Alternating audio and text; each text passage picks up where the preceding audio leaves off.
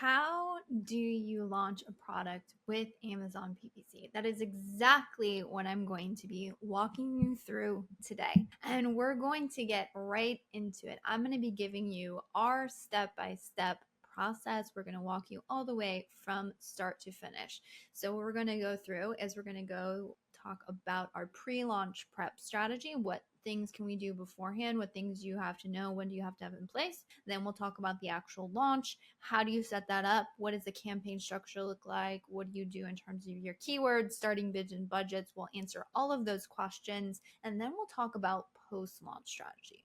What kind of optimization should you be doing? What do you set up in the beginning? And then what do you set up after, say, the first couple weeks or so? But before all of that, why in the world should you listen to me? So, hey, my name is Elizabeth Green. I'm one of the co-founders of an Amazon ad agency called Junglr, and I've been doing this for over 6 years now, and the agency, I think we're going on about 6 years. So we have done a heck ton of product launches, all the way from the OG beginning days of set up an auto campaign, see what works, then switch to manuals, to shifting that into starting with manuals and all through match types, and now really honed in, dialed in, very specific and structured Amazon strategies for PPC launches. Now, the thing that I've seen in the space, and oftentimes one of the struggles that I see a lot of new sellers ask about, is you go through and you watch a ton of different YouTube videos, or you find a strategy here, a strategy there, and you're kind of mishmashing it. There's no step-by-step, start to finish process, or when there is, it's not a strategy that is tailored in any sort of way. So what I'm going to be walking you through today is not just a very structured and systematic approach to launching Amazon advertising PPC campaigns, again, for the goal of like ranking products and driving more sales. So this is one that we use in our agency. It is a tried and true playbook. We've used it across, again, hundreds, thousands of product launches at this point. But I'm also going to give you sort of an analysis or a way that you can take this strategy and structure it and tailor it to your specific account, your specific market, and your product goals. Because that's the place that I found that most Amazon ad launch systems fail, is they don't give you any way to sort of tailor it based on your needs, your goals, and your objectives. And that is what I'm going to be teaching you today. So without further ado, let's get into it, starting with our pre-launch prep. So our pre-launch prep, we're going to be going through what we need beforehand. We're going to be determining our ad budget. So 2 methods to do this. Again, this is before you even start launching, which is, this is not a lot of people talk about this, is how budget actually should play into your Amazon launch strategy.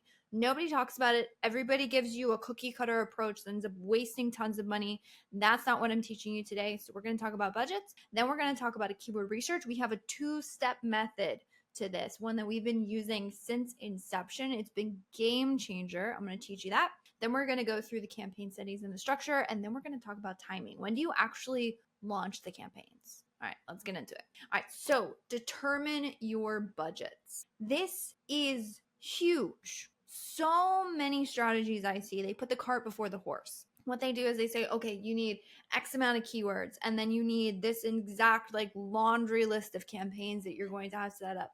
And yes, I'm going to give you the step-by-step instructions of how to set up the campaigns, how to group them, how to create that strategies. I'm going to walk you through that playbook. But what I'm not going to do is I'm not going to give you a laundry list of campaigns and a checklist that you have to check every single one of those things off. Because this is what I've seen time and time again when I talk to sellers, is they'll say like, oh, how is the launch going, right? And they say, oh, okay, so I found this YouTube video. I set up all those campaigns. I went in and checked my budget in my ad account the next day. And all of a sudden I'm spending thousands of dollars and I'm freaking out. And then I'm having to pause half the campaigns, or either that or I just sat and bled money for days and weeks on end. And then when you pause half the campaigns, well, that money was kind of wasted. And then you're left with just this real uncertainty and distrust that you did something wrong. It's not that you did anything wrong. You followed the system. The problem was that that system was not tailored to you. So how do you tailor an ad strategy? How do you tailor a PPC launch to you? It's all by starting with your budgets and your goals. And there's two ways to do this, and this is going to depend on your depth of resources and your comfort levels. The first one that you can do is you can set a maximum budget, meaning I can afford to spend $50 a day. I can afford to spend $100 a day. I'm going to show you how this is actually going to play into your keyword strategy, how you're going to approach that. And then we'll also play into your starting bids and your budget. So everything flows from this, right? So you might say, given my resources, given where I'm at the moment, I can only afford to spend $50 a day. And there's nothing wrong with that, starting that way. Now we're going to get into, how am I going to be limiting myself? How much am I going to be limiting myself? Because not actually how much you're going to limit yourself with those kind of set rigid budgets is really going to be dependent on your category. And I'm actually going to be creating a separate video on sort of a forecasting tool and how you can use that keyword research to build out a forecast for like, how much can I afford? What does my strategy look like here? We'll talk about that, right? So that's the first way to do it. The second way to do it would say, I want this desired order volume. I would like to achieve this, or I just want to see what is potentially possible in my space. And then I'm going to allow that to shape my budget. So with the first one, you probably have a little bit more limited resources and you need to be a little bit more strategic with what you can afford. Going back to how that launch strategy was not structured for budgets and you just had a checklist to go off of. Well, in that case, again, that budget didn't reflect what you could afford to do. So there was a misalignment there, which ended up with a lot of ad waste. So what you do instead of that, if you have, again, a little bit more limited resources, maybe this is your first product launch, maybe you have some funding set aside for advertising, but it's a little bit more strict on what you can afford to do here. Or there are some occasions where you do have resources, but you're like, I would really prefer just to spend X on my launch. That's totally fine. Again, there's really no right or wrong answer here. It's mainly about, what am I comfortable with? So it's based on your resources. What resources do I have available in terms of ad spend? And it's also based on your comfort levels, right? There are some people who are totally fine with spending thousands of dollars out of the gate. We had one client we launched. There was more than one product associated with this launch, but we went from 0 to 50K in ad spend in under 30 days. Not everybody's comfortable with running those kinds of aggressive strategies, and that's fine. So it's best to shape your launch by what your comfort levels are. Now, when we get to bids and we get to keywords and we get to budgets, I'm going to talk a little bit about how this budget thing may shape what is possible in your space, what you can afford. We'll get into all of that, but really what you need to do is just take a hard and fast look at what you are okay with spending. All right. Once we have that, next come keyword research. Now, this should be done beforehand. This is the thing that in most launches is going to take the most amount of time to do. And it is one of the most important things to get right. And the question on this when it comes to keyword research is, how many keywords should I have and what search volume should I go after? Now, the answers to these two questions, believe it or not, are actually shaped by what my budget is. So the thing with Amazon advertising is it is a pay per click model. That means for every one of, the search pages that I appear on, when a shopper clicks on my ad, I am charged for that click, right? So in the case of how many keywords should I have, think about it logically, right? If I am advertising across 200 keywords, think of the potential clicks on those 200 keywords. It's a lot. On average, if I only got one click per keyword, that's 200. What if every single one of my bids was $1? That's immediately out of the gate. One click is going to cost me, on across 200 keywords, that's $200 of ad spend, right? So you can see if I had still $1 cost per click on all of those keywords, but I'm only advertising across the 20 keywords, I have $20 of budget spent on just one click across all of my 20 keywords, right? So the greater your budget, the more keywords you can afford to run on. And we're going to get into our two-step method for keyword research. I'll walk you through that as well. I'm actually even going to go through and screen share, and we'll get really extensive into here. But I want you to start to think of what is my budget and how does that shape my ad strategy. The other question I often get is, what kind of search volumes should I go after, right? Like, how high of a search volume? Do I go after like my main keywords in the space, if there's like 100,000 search volume on them, versus do I need over 1,000 search volume? Now, the answer to this question is going to be shaped by two things. One of them, you guessed it, is your budget. I'm going to talk about kind of the logic behind that. But then the second thing is just what is the relevant keywords to my product? How many of them are there? What is the search volume for those, right? What you're going to find when we go through the keyword research stage, like the actual nuts and bolts of it, is the answer to this question, and honestly the first question as well, is really shaped by what is the available, sort of searches that shoppers are using to find products like mine in my space. And so if you have a lot of search volume around those, maybe we can be more picky, and we'll talk about that when it comes to like actually refining your launch list. But of course, the second part of that is it's going to be shaped by your budget, right? Think of that. So we talked about, how many keywords we're advertising on, and a lot more keywords means a lot more clicks. The same thing happens with search volume. So for every single one of those shopper searches, you're appearing on those pages. Every single time a shopper searches something, that is sort of, it triggers the ad auction. And if there's a lot of triggers, so in the case of I have like 50,000 search volume keyword, there's 50,000 searches a month happening on that keyword. If I am running aggressive bids and I show up in all 50,000 of those searches, now I'm not going to get a click for every single one of those, but if I'm showing high in search, I'm going to get a lot of clicks. So the more shoppers searching, the more potential for clicks and the more potential for the ad spend. Now, ideally, the more potential for sales as well. And we're going to talk about that when we get into, sort of pick your battles, right? What is going to be right for me, and also setting up expectations based on your budget. But do keep these two things in mind when it comes to refining your list. How many keywords should I have? What is my budget? What search volume should I go after? What is my budget and what are my options? All right. So now that we know that, let's get into our two-step keyword research method. Now, this is going to be very similar to probably most keyword research methods you've seen, except for there's like a pre-step to our method. Okay. So what most people do is they'll go straight to step 2 here. They'll say, okay, I need to reverse and search 10 of my top ranked competitors. And then what I'm going to do is I'm going to filter that list. I'm going to look at the available keywords where they ranked well, and then I'm probably going to go after those.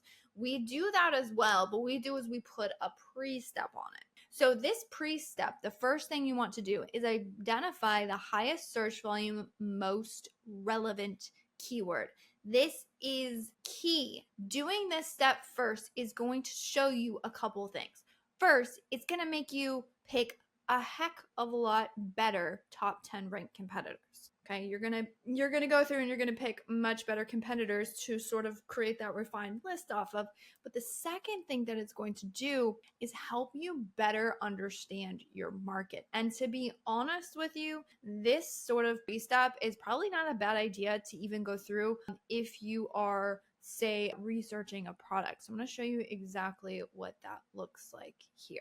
All right, we are assuming that this is our product. So we have a 40-ounce tumbler with lid. It's got a straw. The thing you really need to know first before you do any keyword research is you need to understand the dynamics of your product. So I want to really understand my product. So for this case, you can see this one doesn't have a handle. It does come with a lid. It does come with a straw. It comes with these cleaning elements, right? That is slightly different than some others on the market. This is going to be really important to understand when we go through and we do keyword research. So what we're going to do is we're going to go over to a keyword research tool. In this case, I'm using Helium 10. We have Helium 10 magnet. And what I'm going to do is I'm just going to type a keyword into the chat. This is not my final keyword. This is simply finding my top keyword. What we're doing here is we're going to type in something that we know is probably relevant to our product. So I'm going to say I have a 40-ounce tumbler. So this is a 40-ounce tumbler.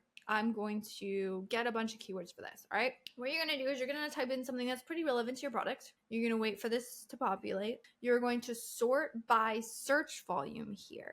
and you're simply going to go down the list. So what we're doing is we're trying to find the intersection between where we have a very specific search to our product and we have good search volume. So here we have this, and I'm going to sort by search volume, right? And what I'm going to do is I'm going to go down this list. So we can see here Stanley Cup has a ton of search volume, but this is not specifically relevant to my product. And here we also see water bottle. Someone might say, well, this is a lot of search for water bottle, but I'm going to show you exactly why this is not our most relevant keyword and what I actually mean by relevancy. So if we go into this search, popped it open, this is the search for water bottle. What you're going to find is that the products that are appearing on this search are kind of relevant to my product. So they're kind of like my product, and maybe my product can fit here. But you can see how all of these products are not exactly like ours. They're sort of different. You notice a lot of like spout nozzles for these products. The way that Amazon search rank works is it factors in a ton of different things. But one of the biggest things that it factors in is the amount of sales that these products are getting through this one specific keyword. And that's why we can use Amazon advertising to help us rank our products. And more on that in a second. Like, what are we actually trying to do? How does Amazon advertising influence ranking? All of those things. But because we know that sales velocity is highly effectual when it comes to ranking, we can actually use that to our, that understanding to help us shape what keywords we go after and what search pages we go after.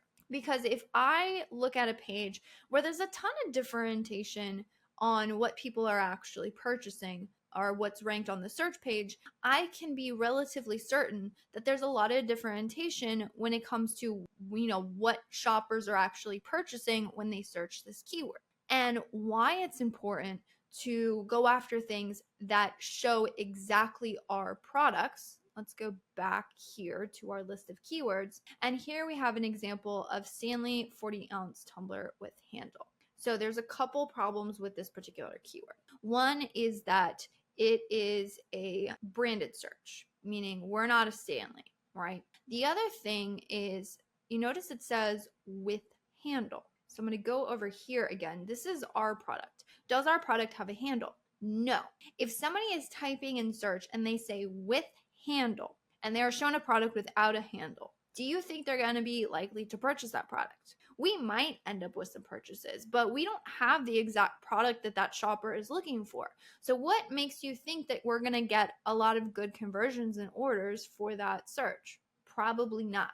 So see, that's what we're looking to find out is where exactly does my product fit in the market? What exact keywords are my shoppers, my customers, my market using to find products like mine?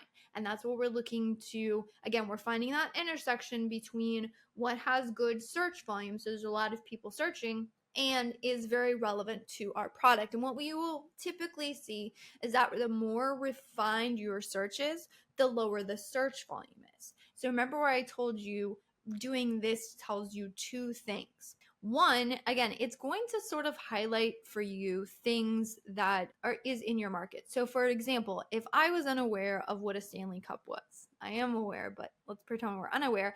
I would say, okay, so this is kind of, what is Stanley? And I would pop open that search page. It's like, oh, Stanley is a brand. Okay. And then I would start seeing Stanley. Oh, the Stanley. Okay, wait, what? No, what is Simple Modern here? Oh, and I would pop that up and say, oh, Simple Modern's a brand.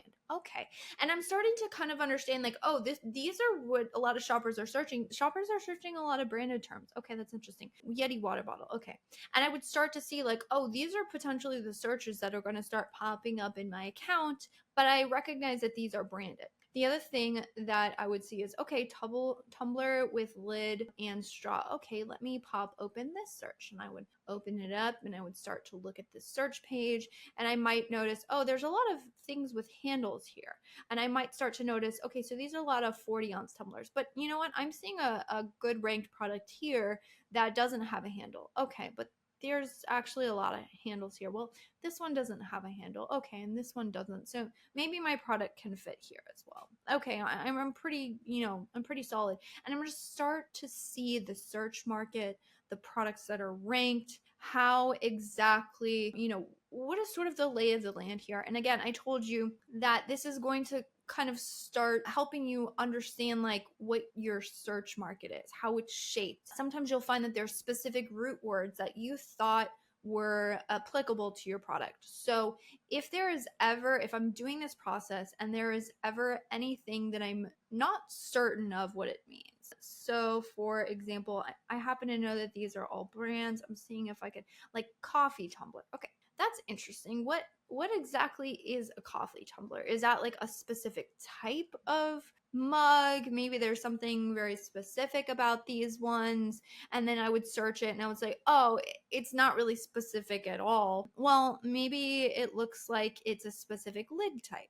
Okay, that's interesting. That's good for me to know. So if my particular lid type is similar or exactly the same to this, I know that this is probably a good search for me. If I don't have this lid type, then I would say, oh, I know if I see coffee tumbler anywhere, that's probably not going to be a particularly relevant search because my product does not have those attributes. And you can start to see the things that will work, the things that won't work, and you can make a much better guess there. So that's our first thing, right? So we're identifying that. Then what you're going to do is once you've identified, kind of what has good search volume, you're going down that list, and that first keyword you hit upon that is specific to your product, that is good search volume, that's your most highest search volume, highest relevancy keyword. From there, we're then taking a look at that specific search page and we're going to pick 10 of our top competitors from that search page. We're going off of our, and so instead of just finding a random search page and, oh, I think these people are competitive to me, we're finding who is ranked highest on our most specific keyword, and then we're building our reverse ASIN search list from there. From there, we're reverse ASIN searching, and then we're going to filter that final list that we've gotten from reverse ASIN searching our top 10 competitors. We're filtering that, and that is what we are building our keyword launch list off of.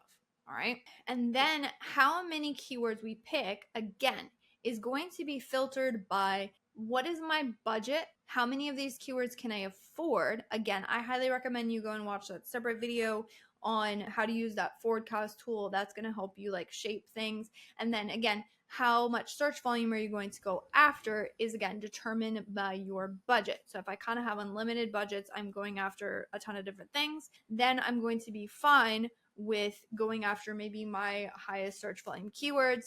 But if I'm sort of not okay with that, if I have a more limited budget, then I'm probably not going to be picking my highest search volume keywords. Again, I would go through that list and sort of see. So we talked about how do we find our list. Now let's go over what the actual structure looks like.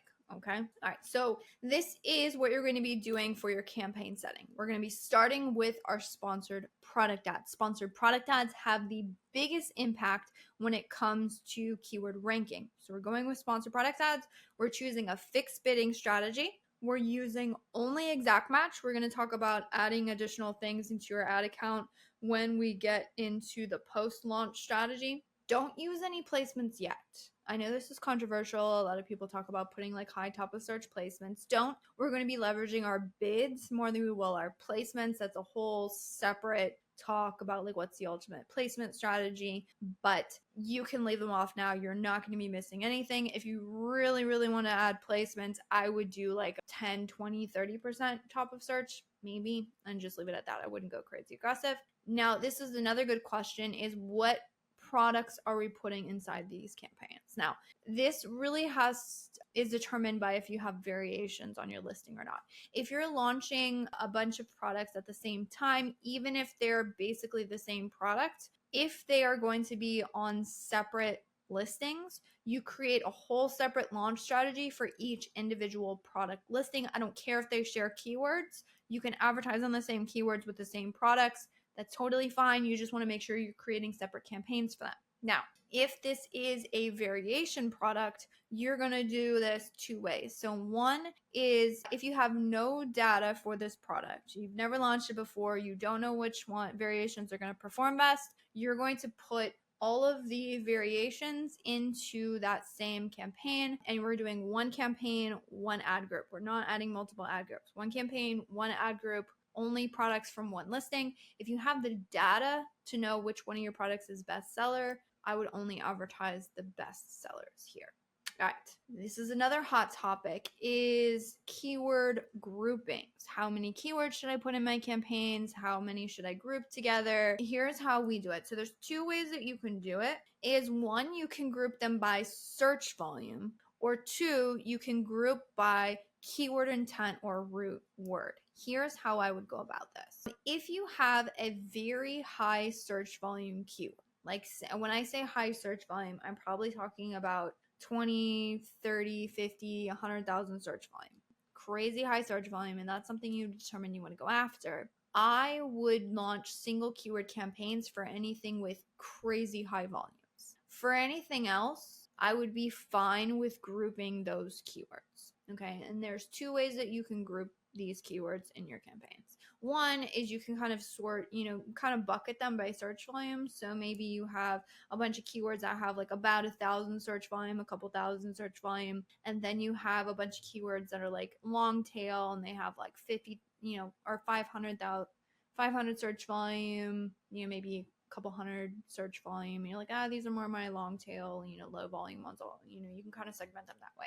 The second way to do this, and I think this is one of the more interesting ways to do it, is group them by keyword or intent. So remember we talked about going through the keyword research, getting really, really specific to your products, and kind of like understanding the nuances of the searches. Say I found a bunch of keywords that had with straw, would be a classic example for that particular product example I showed you. And maybe I'm kind of interested, does my product do well with straw? Is that those kind of the root keywords are the things that work really well? What you can do is you can group these keywords into their own campaign, put something on the keyword name, like, quote, with straw keywords or something like that.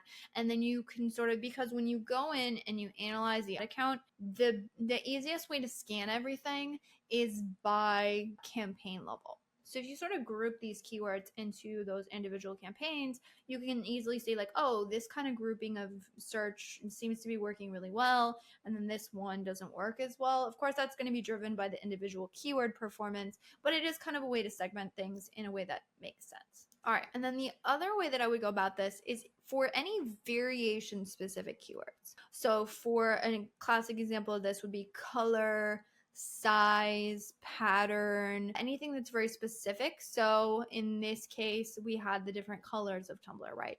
If I found a bunch of keywords that have like, say, black Tumblr in it, I would make sure to create a specific campaign for those like variation specific keywords, and I would only advertise the relevant variations. And then how many keywords campaign, again, I kind of touched on that in the beginning. If they are very high volume, I would put a single keyword campaign. So even if I'm grouping by, say, keyword intent or root word, and I had a bunch of root words, and I kind of grouped them in, and there was long tail in there and lower search volume and higher search volume, but I had a couple standout keywords with, say, 50,000 search volume or 100,000 search volume or 20,000 or something quite high, I would want to create single keyword campaigns for those and then just kind of group everything else. So the reason why I don't give you like a real hard and fast rule to like this how many keywords campaign per campaign is the same reason I didn't really give you a hard and fast rule as to like how many campaigns am I going to end up with? What is my checklist for campaigns? I realize following a checklist like that is much more black and white. But again, the problem is that if you go super specific black and white checkbox, you don't have the flexibility to adjust based on what is going to make sense for your account. So in this case, what my campaign structure looks like, how many keywords per campaigns, is actually built off of my keyword research, with again is going to be curated by my budget. So you see everything flows from like budgets and goals to keyword research, and then campaign and groupings are filtered around that. Because if I don't have a bunch of like really good buckets of keyword intent routes, well, then I'm just going to sort by search volume, right? And maybe I don't have any like breakout keywords or anything with really high search volume. So then maybe I'm just going to bucket these into specific campaigns. And then, so again, when it comes to how many keywords per campaign, I would do single keywords for anything with high volume. The benefit of single keyword campaigns is that you are able to direct exactly what budget you would like to spend on that keyword, or how much budget you want to restrict that one single keyword to having, which can be very helpful when it comes to spend control. I would not do single keyword campaigns for everything. Again, the issue here is spend control. So if I have 100 different campaigns and all of the lowest budget you can set per campaign is $1. So in theory, even if everything overspent its budget, I'm going to have potentially $100 of budget spread across a bunch of different things, where if I grouped all of those into one campaign, just gave it budget, I would get enough clicks on some of those keywords to start making some optimizations. We're going to go through again post-launch strategy and all of that. All right. This is another question I get a lot, is what should my starting bids be? So there's two methods to doing this. Pros and cons to each. So I'm going to go through the two methods. What are the pros and cons? And then how, again, can you filter and adjust the strategy based on your goals and your budget? And then we'll talk a little bit about setting expectations when it comes to budgets and bids. And I'm also going to talk about starting campaign budgets as well.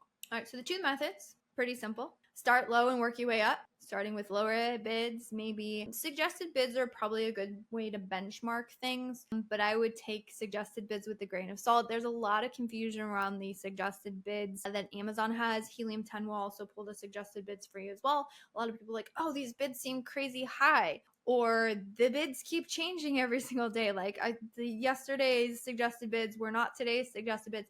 That's completely normal. So suggested bids, or any starting bid, regardless of how informed you are, how good you are at Amazon advertising, are just that. They are a starting bid. So while you do want to have good practices, I don't want you to overthink this. We're going to be talking through, sort of the post-launch strategy and the optimizations, and that's going to help you understand, like, starting bids are just a start. We're always adjusting from here. Bid adjustments and keyword selections are two of the most important things to get right. We already talked through our keyword research strategy. We'll go through bid adjustments in a second. But so starting low is probably either on the lower end of the suggested bid, or maybe you just kind of like pick an average, like I'm going to start at 50 cents and I'm going to work your way up from there. Benefits of starting low and working your way up is you typically have a little bit less of ad waste right out of the gate, because you're not like overshooting anything and like really spending aggressively on anything. The cons to this is that oftentimes you end up with like no impressions in the beginning, or it can take you a while to start to get those impressions. Again, more on that when we talk about the optimizations post-launch. But I do want you to be aware of, again, it's just setting expectations. Really what you're doing when you're setting your bid is you're telling Amazon, hey, I am willing to pay up to X. X is your starting bid. So I'm willing to pay up to 50 cents. I'm willing to pay up to $1.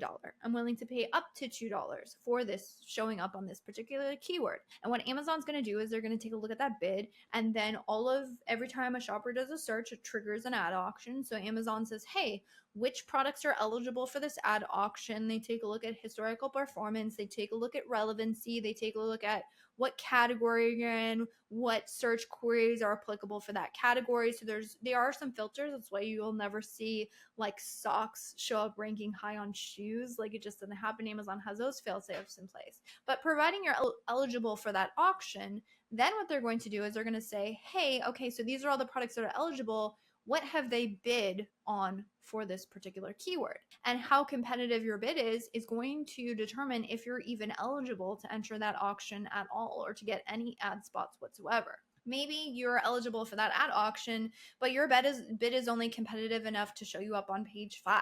Nobody typically goes all the way down to page 5 in searches. And so the amount of impressions you're going to get for that bid is going to be 0 or pretty much next to nothing. So what do you do in those cases? Again, I'm kind of getting ahead of myself in terms of optimization, but you're going to increase your bids. And then you're going to see, do I get any impressions? And this workflow typically takes about 12 hours to really know, because the data, unfortunately, inside of ad manager is not real time. So you have to wait for that data feedback to say, okay, have I increased enough? Am I going to get any impressions? And start working your way up. So the con of this is that this can take time. It could take time to get the impressions. It can take time to get the clicks, which means it's going to take you time to get the sales. And if that's something you're fine with because you have a more limited ad budget, then maybe this is the best strategy for you. On the flip side, what you can do is you can start high. Typically, that is the highest end of the suggested bid, or oftentimes even a little bit higher than the suggested bid, depending on, again, how aggressive you want to be right out of the gate. And then what you're going to do, that should get you a lot of clicks. But then part of your optimization is going to go, am I paying too much? Can I afford this? What is the performance? And then you're probably optimizing down. So pros of this, it's kind of the inverse of the first method, which is you can get data feedback really, really quickly.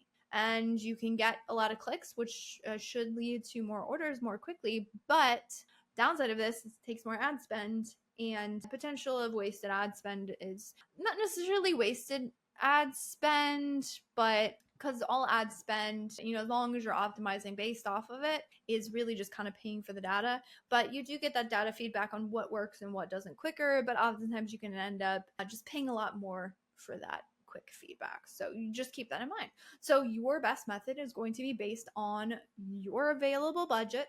How much do I have? In the case of I have a lot of budget and I want to get that feedback really quickly, I want to have a banging product launch, I want it to launch yesterday and go aggressive, probably want method number 2. And then again, your goal. So I told you that, the first method, while it's maybe slightly more cost effective, at least in the short term, it oftentimes can, just take longer. So if that's not going to be in line with your goals of like, hey, I have a seasonal product and I need to launch it ASAP, well, then maybe option number 2 is the best method for you.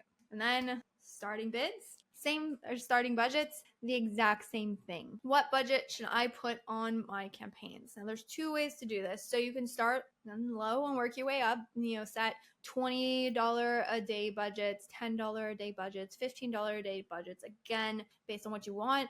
But then those budgets may run out. You might want to get the data feedback. So if you start with higher budgets, you're going to get data much quicker. And then if you're going to starting with really high budgets and maybe you want to optimize your bids instead of using budgets to sort of cap your spend, you can do that as well. I'm a little bit more of a fan of starting budgets higher. Again, providing I've done good keyword research, I've aligned the amount of keywords, what I'm going after with my budgets. I can be a little bit more confident of setting high budgets here. And again, your best method is going to be based on your available budget and your goals. So keep that in mind. But if you want to start with like, say, I don't know, $20, $50 a day and adjust from there, again, budgets, just like bids, you got to pick a start and then you adjust from there based on the data.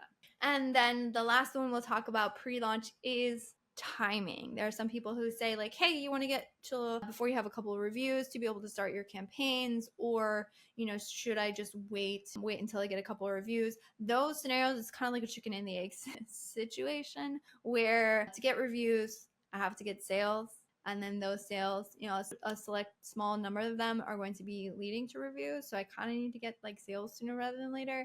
But then if I'm like waiting for reviews to be able to start my ads, I can't really push the sales volume. And so like there's issues there. So I would just start day 1. Now, caveat to this, I do not mean start your ads as soon as the product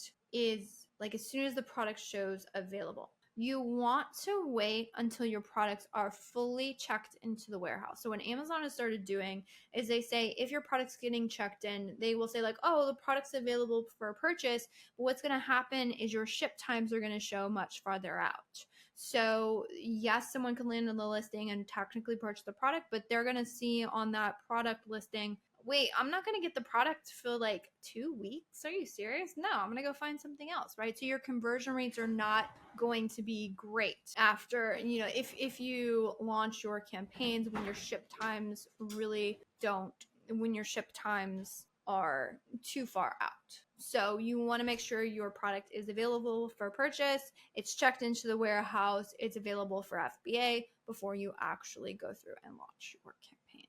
All right, so we got our account set up, we set up our campaigns, we got them all up there. Now let's talk about our post-launch. How do you optimize the bids? When should we add new campaigns or match types? And then we'll also go through some troubleshooting, because there's going to be some of you who launch some things and like maybe I don't get things moving as quickly, or I'm running into some issues. So I'm going to talk about some common things people see. All right, optimizing your bids. On launch, your goal is not profitability. And if you start a product launch with the goal of profitability in mind from day one, you are going to not run a good launch. Your goal in the beginning is to get impressions and also clicks on these keywords. How much you pay for those clicks and how many clicks on average it takes you to convert, which is your conversion rate, is going to determine what your actual keyword performance is going to be in terms of ACoS. In the beginning, your conversion rates are going to be low because you have, again, we're launching with no reviews, and you maybe there's more optimizations you can do to the listing. Maybe you haven't quite got your price point right. You haven't gotten any data feedback from the market whatsoever. So oftentimes conversion rate is, fluctuating. It's not all that great. Those two things are going to determine how high your ACoS is. If we optimize out of the gate for ACoS immediately, now I'm not saying we're not going to be weeding out waste in the account. We're going to be talking about that in point 3. I just want you to know, goal here is impressions. So in the case of, I told you, if we're launching with our bids and we're optimizing it, we're checking the account daily. We're saying what has 0 impressions. We're increasing our bids. Now, how much you increase your bids, I'm a fan of incremental increases. So like 5 to 10 cents. If I've done optimizations over maybe a 24-hour period, maybe a 2 to 3 day, and I keep increasing my bids and I'm still not getting impressions, and maybe I want to like really increase my bids, like 20, sometimes even like 50-cent increases, because I really, really want to get impressions. Things to know here is that if your budget is continuously running out every single day, that could also be causing your keywords to not get impressions. So do be a little bit careful there. It's kind of a push-pull dynamic. If budgets keep running out and then you're like, oh no, that's, the only reason these keywords aren't getting impressions is because they have low bids, and you keep increasing, you're like, wait a minute, now I'm at $3. Like, this is ridiculous. Keep that in mind, that capping budgets will also limit impressions as well, in which case, if you can afford to do so, you may also increase your budgets. Again, that's why I talked about how many keywords we should choose should be based on our budget goals, because if we have to choose a ton of keywords and those keywords are eating up your limited budget, you have a ton of other keywords that you're not even getting any impressions on, and then you end up with this scenario. So what you want to do, I would much prefer to have maximum clicks across 3 to 5 keywords than I would be to get hundreds of keywords but only have budgets for a couple keywords. I would much rather have a very refined strategic launch list that is in line with my budget than trying to get everything in the kitchen sink in there. All right. The other thing we're going to do is we're going to be increasing bids on targets with orders. What are we looking for on launch? We are looking to increase our ranking. How do we increase our ranking? By increasing the orders we are getting through a particular keyword. How do we do that? By bidding on that keyword and having those clicks translate into orders. So if we see any keywords that have orders associated with them, I'm going to increase the bids. Again, how much we're going to increase these is going to be determined by, 1, how many keywords am I generating orders on? So if I only have like 1 keyword I'm generating an order on, I'm going to baby the heck out of that keyword. But if I have hundreds of keywords that I'm generating orders on, then maybe I can just increase the ones that have acceptable ACoS for me. You can also do it that way as well. The other thing that we're going to do is we're going to decrease bids on non-converting keywords. Caveat here, with enough clicks. There's a lot of times people will go in and they'll say, oh my goodness, the ad spent on this is, I already spent $2 here and, I need to decrease it. Well, what if those $2 only meant that you got 2 clicks on that keyword? You need to make sure you have enough clicks. What is enough clicks? A lot of people give you a benchmark. 5 clicks and no sales, 10 clicks with no sales, 15 clicks with no sales, 25 clicks with no sales. But I said I wanted to give you a way that you can customize this for your particular account. The number of clicks you should be looking at is, how many clicks on average does it take me to convert to a sale? The calculation for this is you take 1 divided by your conversion rate in a decimal form. So an example here would be 1 divided by 0.10, which would be a 10% conversion rate, and that gives us 10 clicks on average. And I would pad those numbers a little bit. So I would probably in this case go up to 11, 12, 13 clicks potentially. You need that many clicks to determine if I'm not going to make an order on this keyword, if it's not a good keyword for me. Now, do keep in mind that every single keyword is going to have a slightly different conversion rate. That's perfectly normal, but we can go off of averages here. And so in this case, now, as soon as you start to get some data to know what your average conversion rate is for this product, then you have a general benchmark to go off of. But in the beginning, if you have 0 conversions, you kind of need that first conversion to sort of say, what is my average benchmark conversion rate? Now, averages on Amazon, people say, are roughly about 10%. It's much lower in more style specific categories such as clothing, and there in those categories a 5% conversion rate is probably actually really good. Some categories you're getting down to like, I don't know, 2 to 3%. It's pretty low. So it's really, really relative. But what I would say is if you're trying to guess on average what you think you're going to be in terms of conversion rate, be very pessimistic here. Again, you have no reviews. You probably have an under optimized listing. Ideally, you don't, but there's always things you're going to find out about your market. And so assume you're going to need more clicks than you think.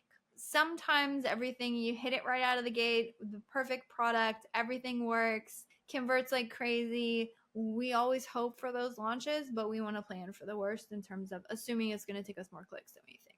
All right. And then here's a lot of things. Does someone, like, given that we talked about the campaign launch, then we're choosing sponsored products and exact match only, do you only ever stick to exact match? No. You also want to launch, you're going to take the same keyword list. You're going to launch them in phrase and broad match using sponsored product ads. I wouldn't put any placement percentages on these ones again. You can use dynamic down only bidding strategy for these other ones. And the other thing you want to do is set lower bids on the phrase match and even lower on the broad match when you launch these keywords, and then put that into your account. Again, you can use the sort of same grouping, how many number of keywords that we use when we talked about that for setting up the original exact match keyword launches. When you would launch these, it's probably about 1 to 2 weeks after you've done your initial launch. And you can also launch a lower, now I'm going to say lower bid automatic campaign. I'm a huge fan of keeping bids low on autos. Make sure you're also perusing and adding for potential negative keywords if you are going to be using phrase and broad and auto campaigns. All right, now very last, let's wrap it up with some troubleshooting. So one thing a lot of people see on campaign launches is, hey, I'm not getting any impressions. What gives? No impressions, increase your bid. That's pretty much the default answer across the board. The reason being is because that's typically the right answer. So if you're not getting impressions, you can increase your bids. If you're still not getting impressions, you're still really, really struggling, you can also check your index. If you're, keep struggling to get impressions, you can also check your indexing to make sure you're in the category. Reverse ASIN search your own ASIN just to see, like, hey, has Amazon associated me with any of these searches? Because I talked about, how the fact that socks are never going to show up high on sneakers or running shoes keywords. The same thing could happen with your product. If you get stuck in the wrong category, you can sort of struggle to get any impressions on relevant keywords. The other thing is sometimes we're not getting any sales. If you have launched your campaigns, you've done your keyword research right, you've shown up, and you're like, I keep checking and I haven't gotten a single order. My question would be, how many clicks have you gotten? So a lot of times people will look at their average account and they'll say, oh, I've gotten like 20 clicks. How come any of those haven't converted into a sale? When you go down to the campaign, you actually look at the keyword level. Maybe you've only gotten 2 clicks or 3 clicks on each individual keyword. That's not enough to make a determination. Remember when I talked about lowering bids on things that have enough clicks to validate if they're working or not? You maybe haven't gotten enough clicks, so give it time. The other, what is your expected conversion rate? Can you benchmark that? Now, if you're still not getting any sales and you're struggling and it's been, I don't know, 5 days to a week, you can probably go ahead and launch those phrase and broad match campaigns a little bit earlier than we talked about. The reason why you would do that is because phrase and broad match will also trigger sort of a different additional variations of those search terms. And maybe one of those other variations or long tail search will work better. There are some cases where phrase and broad match might work better than exact match. The reason why we use exact match is because we can be very specific on the search pages that we are putting our ad dollars into, and that's much more targeted when it comes to the goal of ranking. but sometimes phrase and broad match can be helpful here. So you might also consider doing that. And then the other thing is some people like, all right, I've been advertising this keyword, but I'm not ranking. So the one thing is if you're just going through and you're checking those search pages, I would suggest using a keyword tracker. Now, Helium 10 has a really good keyword tracker that we use. I would check that. And then the other thing is make sure you have a good conversion rate. So the way that ranking works is, again, Amazon looks at the individual search and they say who has a good sales velocity. What products are shoppers purchasing when they search these keywords? And so what happens is when you show up high in search with advertising and your product gets a click, and then ideally your product gets a sale, Amazon's algorithm goes, oh, okay, so people are searching this product. Even though it's still an ad, they're going through, they're clicking, and they're making a purchase, and that is a positive impact on your sort of ranking or your, excuse me, that's a positive impact on your sales velocity for that keyword. So if you can get enough sales through advertising, then Amazon's algorithm will say, oh, shoppers really, really like this product when they search, this keyword. And so your product will start showing higher and higher in search. And then eventually you'll have high enough organic ranking that people will start clicking on your organic listing and then purchasing.